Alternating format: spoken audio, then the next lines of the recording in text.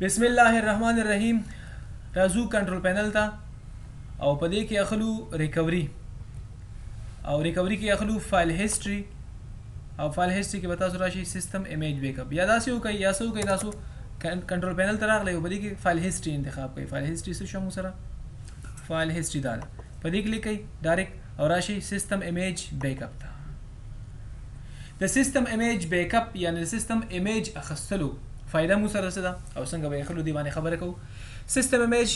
فائدہ مو سره دا ده چې کله مونږ په خپل کمپیوټر کې وینډوز وګه اټو ډرایور مو کې افیس هم انسټال کو ډکشنری هم انسټال کې او داسې نورې سافټویر په دې کې انسټال چې څه زموږ ضرورت دي هغه نه وروسته مونږ د خپل کمپیوټر ایمیج اخلو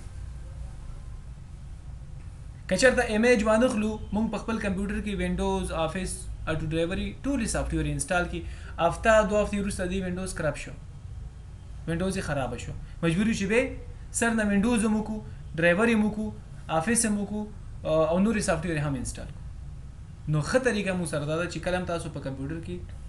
دغه ټولې سافټویر انسټال کړئ او هغه نه وروسته به تاسو د سیستم ایمیج واخلئ چې ایمیج هم کله د واخیستو چې کله هم دا کمپیوټر مونږ سره خراب شي وینډوز یې کرپ شي هغه ایمیج مونږ ریسټور کوو 15-20 منټه مونږ سره نیسي نو وینډوز چې انسټالوئ نیم ساعت نیسي مثال افیس هم دغسې نیم ساعت نیسي همداسې دا نورې سافټویر چې انسټالوئ یا ډرایور یې انسټالوئ نو ستاسو ډېر ټایم ضایع کېږي بل هغه سیډین به هم تاسو سره وي خو دا ښه طریقه ده چې کله هم تاسو خپل سیستم کمپلیټ جوړ کړو ته د ایمیج والا چې کله هم ستاسو کمپیوټر وینډوز کې څه مشکل راغی هماغه ایمیج په 15-20 منټو کې ریسټور کړئ چې کله هم ریسټور کړو نو په دې 15 یا 20 منټو کې تاسو سره وینډوز افیس او ټولې سافټویر سره د اټو ډرایور مکمل انسټالیږي یو فایده خدا شو چې خپل سیستم کې تاسو کوئ بل مثال تاسو سره یو غټ لیب دی تاسو آی ټي هسته یو غټ لیب دی در سره او په دې کې تقریبا 50 سیستم دي یا اصل سیستم دي مثال او تاسو ویل شي چې په ټولو سیستمو کې تاسو وکړه وینډوز هم پکې وکړه اټو ډرایور هم پکې وکړه افیس هم پکې وکړه ډکشنری هم پکې وکړه او نورې سافټویر هم درته وښودي چې دا پکې انسټال کړه نو ته یو سیستم کنفیګر کې او دا ټول شي نه پکې نو تقریبا 2.5 ساعته دا نه نیسي نو حساب کوو څومره ټایم به تاسو نیسي نو دې لپاره به تاسو وکړئ صرف هغه یو سیستم کې به تاسو وینډوز اټو ډرایور افیس ډکشنریانې او نورې سافټویر ټولې کوم چې تاسو ضرورت دي هغه ټول پکې انسټال کړئ او د ایمیج تاسو واخلئ په ایکسټرنل هارډ ډیسک کې یو خو د وینډوز کمپیوټر خپل انټرنل وي موږ سره بل ایکسټرنل هارډ ډیسک وي ایکسټرنل کې به تاسو د ایمیج واخلئ او بس دا نورې سیستمو سره یې وصلوئ او ریسټور کوئ ټول 10 منټه 15 منټو کې په هغه سیستم کې هم وینډوز کېږي هم پکې افیس کېږي هم پکې اټو ډرایور کېږي هم پکې ډکشنریانې کېږي او دا څومره سافټویر چې تاسو انسټال کړي ټول پکې انسټالیږي په یو ځل باندې نو ډېر ښه سهولت دی موږ سره اوس دلته چې موږ سره دی دغه ایمیج چې موږ اخلو په هارډ ډیسک هم اغوستی شو ګوره ما سره ایکسټرنل هارډ ډیسک نه دی وصل په دې کمپیوټر کې موږ سره 2 ډرایو دي یو سی دی یو دغه ای ډرایو دی را سره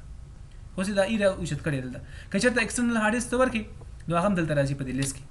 دلته ګوره دلته یو میسج موږ ته راکړی the drive selected is on the same physical disk that is the backup if this disk fails you will lose your backups وی دا کوم بیک اپ چې تا اخلي دا کوم ډرایو چې تا انتخاب کړی دا همدغه هارډ ډیسک دی که چې دا هارډ ډیسک فیل شو ستا دا بیک اپ هم لمنځه دي نو دوی ریکمنډ کوي تاسو ته چې تاسو کله هم ایمیج اخلئ په ایکسټرنل هارډ ډیسک کې اخلئ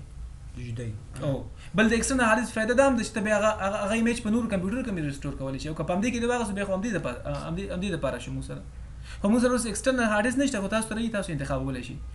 بل تاسو کولی شي دغه ایمیج په سی ډي یا ډي وي ډي باندې هم څه کوي سی ډي باندې خو نه کوي خو ډي وي ډي باندې هم رایټ کوي تاسو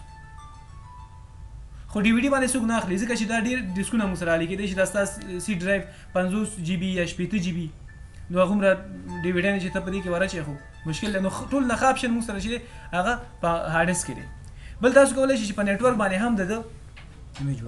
ایمیج واخلئ مثال دا کمپیوټر د بل سیستم سره وصل دی د کیبل یا د وایرلیس په ذریعه باندې ته غواړئ د دې سیستم ایمیج اخلم په هغه سیستم باندې نو تاسو کولی شئ چې دا انتخاب کړئ که چېرته تاسو سره نیټورک جوړ وي خو موږ سره چې کوم ښه آپشن دی موږ سره یا استعمالېږي ډېر هغه موږ سره څه دی دا یو دی دې کې به اوس موږ سره هغه بل دغه نشته دی هارډ ډیسک نشته دی را سره ایکسټرنل تاسو انټرنل انتخابولی شي نیکسټ به ووهئ تاسو دلته درته وایي سټارټ بیک اپ که په دې کلیک کې بس بیک اپ شروع شو بیا نشئ سټاپ کولی بیا سټاپ کوئ بیا مثال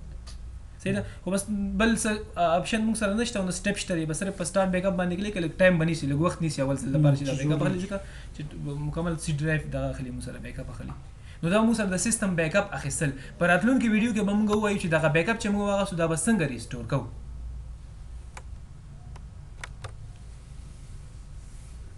پوه شئ او کنه که پوه